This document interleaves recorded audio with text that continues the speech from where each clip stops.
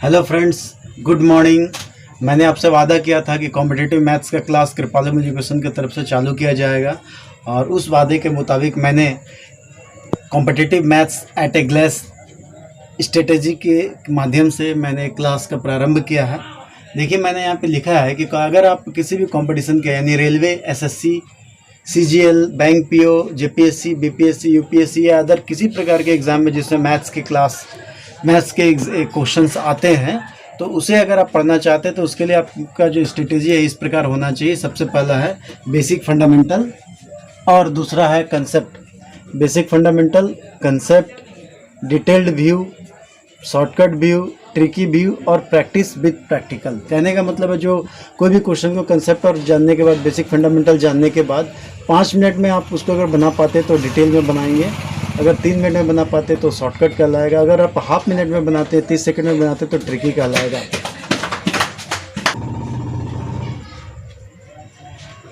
Basic fundamental, देखिए basic fundamental का मतलब क्या है। बेसिक फंडामेंटल मीन्स चैप्टर की बेसिक जानकारी। कोई भी चैप्टर जो आपके एग्जाम में आता है, जो आपके सिलेबस में, उसकी बेसिक जानकारी आपको होनी चाहिए। उस चैप्टर की पहचान आपको होनी चाहिए। उस चैप्टर का संबंध दूसरे चैप्टर से किस प्रकार है ये पता होना चाहिए। उसका नोटेशन और टर्मिनोलॉजी का जानकारी होना चाहिए, तो हम उसे कहते हैं बेसिक फंडामेंटल। दूसरा है कंसेप्ट। मीन्स कंसेप्ट क्या होता है। कंसेप्ट का मतलब होता है सभी बेसिक सूचनाओं का संक्षिप्त नोटेशन और टर्मिनोलॉजी।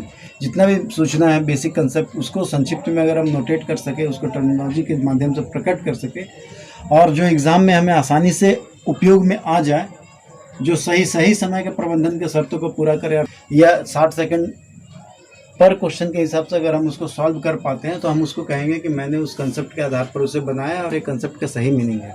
तीसरा है व्यू मीनिंग। व्यू का मतलब क्या होता है। व्यू का मतलब होता है जो भी टॉपिक या जो भी क्वेश्चन है, उस क्वेश्चन पर आपका डिटेल, शॉर्टकट और ट्रिकी तीनों प्रकार का विचार और सोच का स्पष्टीकरण होना चाहिए। उसके बारे में आप क्या सोचते हैं, उसके बारे में आपका क्या विचारधारा है, ये स्पष्टीकरण अगर आपके पास है तो इसे हम बोलेंगे व्यू। मीन्स आप उस टॉपिक, क्वेश्चन के बारे में एक अच्छा विचार रखते हैं और उसी के आधार पर, उसी अवधारणा के आधार पर आप उसको बना पाएंगे। चौथा है practice and practical. Practice and practical word का मीनिंग होता है कि जो फंडामेंटल कंसेप्ट है, फंडामेंटल कंसेप्ट और क्लियर व्यू, इस जब आपके पास होगा तो आप क्या कर पाएंगे, प्रैक्टिकल और प्रैक्टिस किया जाएगा। तब इसी के आधार पर आप प्रैक्टिस और प्रैक्टिकल कर पाएंगे, तब आप लक्ष्य को प्राप्त कर पाएंगे। यानी फंडामेंटल, कंसेप्ट और उसका व्यू, ये तीनों आपके पास क्लियर होना चाहिए, तब आप प्रैक्टिस करेंगे, तभी आप उसका प्रैक्टिकल कर पाएंगे। नेक्स्ट है बेसिक फंडामेंटल। बेसिक फंडामेंटल से पहले, बेसिक फंडामेंटल तो आपको मैंने बता दिया, चैप्टर की बेसिक जानकारी, पहचान, संबंध। लेकिन बेसिक फंडामेंटल से पहले ही आपको कुछ जानकारी होनी चाहिए, जैसे पहाड़ा यानी टेबल, जो 2 से 100 तक आपको याद होना चाहिए। 2 से 20 तक तो आपको पूरा याद होना चाहिए, जैसे 2 से लेकर 10 तक पूरा, 2 दाएं के 20 ऐसा। लेकिन 21 से 30 तक आपको 5 तक याद होना चाहिए, जैसे 21 गुना 5 कितना होता है, 30 गुना 5 कितना होगा, और 31 से 50 तक भी कम से कम 5 तक आपको याद होना चाहिए। तो क्या है कि ये यहाँ तक आपका कैलकुलेशन में आसानी हो जाएगा, आपका कैलकुलेशन फास्ट हो जाएगा। दूसरा है स्क्वायर एंड स्क्वायर रूट, इसका पूरा जानकारी होना चाहिए। स्क्वायर आपको 2 से 50 तक पूरा याद होना चाहिए, और वर्गमूल ज्ञात करने की सभी विधि और संक्षिप्त विधि का भी आपको जानकारी होना चाहिए। तीसरा है क्यूब एंड क्यूब रूट। घन 2 से लेकर 30 तक आपको क्यूब पता होना चाहिए, और क्यूब रूट भी ज्ञात करने का सभी विधि और संक्षिप्त विधि का पता होना चाहिए। उसके बाद चौथा है गुना, मल्टीप्लिकेशन। मल्टीप्लिकेशन 2, 3 और 4 अंकों का संक्षिप्त आपको पता होना चाहिए। भाग का प्रयोग एवं संक्षिप्त विधि भी पता होना चाहिए। जोड़े एवं घटाव का फास्ट ट्रैक भी आपको पता होना चाहिए, जल्दी हम कैसे जोड़े और घटाव, और इस प्रकार आपको पूरा का पूरा आपको बेसिक ऑपरेशन पता होना चाहिए। उसके बाद आता है बॉडमास रूल। सवाल बनाने से पहले सब आपको जानना होगा BODMAS rule. BODMAS rule, B for bracket, O for of, D for division या divide, M for multiplication, A for addition, IS for subtraction. यानी ब्रैकेट 3 प्रकार के होते हैं, बड़ा ब्रैकेट, करली, मंझली ब्रैकेट और छोटा ब्रैकेट। ऑफ का मीन्स का या गुना, डिवाइड का भागा। अगर इस प्रकार का चिन्ह एक साथ किसी सवाल में दिखे, जैसे सिंप्लीफिकेशन एक चैप्टर है जिसमें इसका बहुत ज़्यादा प्रयोग होता है, तो अगर ये सब आपको पहले से क्लियर होना चाहिए, तथा आपको एलसीएम और एचसीएफ का भी प्रयोग पता होना चाहिए, फ्रैक्शन का प्रयोग पहचान, भिन्न का जोड़ घटाव यानी फ्रैक्शन का एडिशन, सब्सट्रैक्शन, मल्टीप्लिकेशन का भाग पता होना चाहिए। तभी आप बेसिक फंडामेंटल के आधार पर सवाल को बना पाएंगे और कंपटीशन के लिए तैयार हो पाएंगे। अगर आपके पास ये सब कमजोरी है तो आप इसको कृपया ठीक करें, उसके बाद आगे बढ़ें।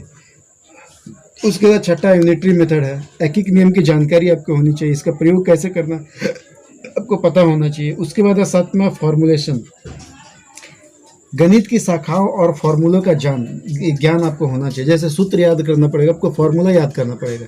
बीजगणित के सभी फॉर्मूले, अंकगणित के सभी फॉर्मूले, क्षेत्रमिति यानी मेंसुरेंस के सभी फॉर्मूले, ज्यामिति के प्रमेय और प्रयोग, सांख्यिकी यानी स्टैटिस्टिक्स, त्रिकोणमिति, trigonometry, height and distance, coordinate geometry, pie chart, bar graph, line graph, basic rules, simple interest and compound interest के बारे में पूरा जानकारी और उसका फार्मूला पता होना चाहिए। मैट्रिक्स एंड डिटर्मिनेंट्स के बारे में पता होना चाहिए। सेट थ्योरी के सिंपल फार्मूले के बारे में पता होना चाहिए। सेट थ्योरी के जो समुच्चय सिद्धांत के जो अंतिम फार्मूले होते हैं, जो तीन एलिमेंट को लेकर बनाए जाते हैं या 2 एलिमेंट को लेकर बनाए जाते हैं, वो फार्मूले आपको पता होना चाहिए।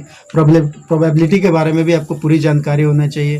परमुटेशन कॉम्बिनेशन का पूरा फार्मूला के बारे में आपको जानकारी होना चाहिए। इस प्रकार आप जब सब फार्मूले के बारे में और बेसिक रूल्स के बारे में सबसे पहले अगर जान पाएंगे, तो जानने से क्या होगा, जब आप बेसिक फंडामेंटल पढ़ के कंसेप्ट में जाएंगे तो आप इसलिए एक कंसेप्ट याद रख सकते हैं, बना सकते हैं, उसका नोटेशन कर सकते हैं, खुद से टर्मिनोलॉजी याद रख सकते हैं। ये सबसे आपका मैथ्स बहुत अच्छा हो जाएगा और बहुत फास्ट हो जाएगा। अब आप देखिए कुछ और बातें हैं। 7वां के बाद मैंने 8वां यहाँ लिखा है इंपॉर्टेंट कोर्स ऑफ स्टडी। अब इसके बाद 8 नंबर पे आप जो भी टारगेट लेना चाहते हैं, उस टारगेट के आधार पर आप पहले कोर्स का स्टडी करें। कृपया कोर्स का स्टडी करें, कोर्स पर ध्यान दें। कोर्स से बाहर पढ़ाई करने से आपके समय का नुकसान होता है। वैसे पढ़ाई करना कोई नुकसानदायक नहीं, बट समय का नुकसान होता है, क्योंकि आपका कोर्स के बाहर है तो आपके एग्जाम में आएगा नहीं। इसीलिए कोर्स पहले रेलवे का कोर्स, जो भी आपका टारगेट है रेलवे का कोर्स है, उसका स्टैंडर्ड ऑफ क्वेश्चन की जानकारी प्राप्त करें। अगर एसएससी आपका टारगेट हो रहा है, एसएससी का कोर्स है, उसका स्टैंडर्ड की जानकारी प्राप्त करें।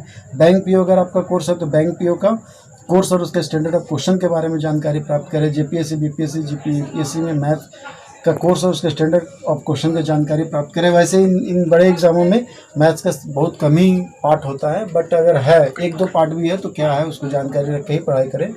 और सबसे इम्पोर्टेंट बात, प्रैक्टिस के लिए सेट जरूर बनाएं। अगर ये सारा प्रक्रिया पूरा कर लेते हैं, मैथ सीख जाते हैं, या मैथ सीखते सीखते भी प्रैक्टिस कर सकते हैं। एक चैप्टर के बाद प्रैक्टिस सेट बनाएं और ऑनलाइन एग्जाम का भी प्रैक्टिस करें।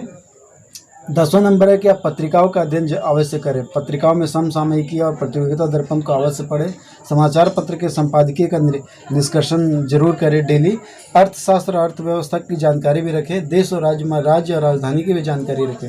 इस प्रकार आप इस कंसेप्ट के आधार पर कॉम्पिटिटिव मैथ्स का पढ़ाई करते हुए भी धीरे धीरे करके इन सारी प्राथमिकताओं को पूरा कर सकते हैं। इन प्राथमिकताओं को पूरा करने के पश्चात ही आपको मैथ्स पढ़ने में अच्छा लगेगा, इजी लगेगा, बढ़िया लगेगा। हेलो फ्रेंड्स, वादा के मुताबिक आज से कृपालम एजुकेशन कॉम्पिटिटिव मैथ्स का क्लास प्रारंभ कर रहा है और इसी विषय को ध्यान में रखते हुए मैंने आपको स्ट्रेटेजी बताया है। और अगर आप इस स्ट्रेटेजी को, इस चक्रव्यूह को फॉलो करते हैं तो मैथ्स आसान हो जाएगा पढ़ना और आपको बोरिंग नहीं लगेगा और आप हमेशा इसको याद रख सकेंगे और ख़ास करके एग्ज़ाम में आपको बहुत मदद होगा। आप इस वीडियो को अवश्य शेयर करें, अपने ग्रुप में फैलाएं, सब्सक्राइब करें ताकि और लोगों को भी इसका बेनिफिट मिल सके। और हम लोग नेक्स्ट क्लास में कॉम्पिटिटिव मैथ्स में सबसे पहले अनुपात और समानुपात चैप्टर प्रारंभ करने वाले हैं और इस चैप्टर का दूसरे चैप्टर से क्या रिलेशन है इसके बारे में भी हम लोग जानकारी प्राप्त करेंगे और कंसेप्ट के आधार पर सवाल भी बनाया जाएगा। तब तक के लिए धन्यवाद।